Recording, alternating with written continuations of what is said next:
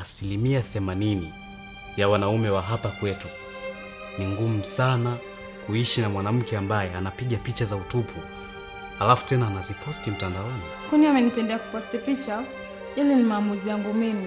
Tuna ngoja niposti picha sasa hivi. Wewe ulisema mara mwisho kuposti uchafu wako ni siku ya 5 nyuma. Na hii ni nini? Kuna wanawake warembo ni wazuri mamodo kuliko wewe Grace, lakini wafanyi vitu ambavyo wewe unafanya. Hakuna mtu wote anapenda kukuona wewe unaposti picha za uchi mitandaoni.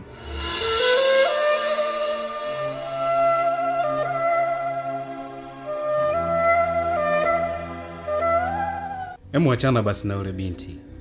Nampa muda. Na imani atabadilika. Tanzania nzima kuna mtu asiyemjua huyu binti kwa kupiga picha za uchi na kuposti kwenye mtandao. Lakini tatizo moyo. Unajua moyo wangu umetokea kumpenda sana Grace.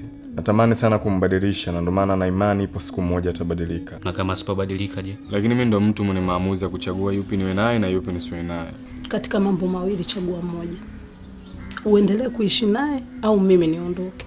Utaendelea kuwa naye.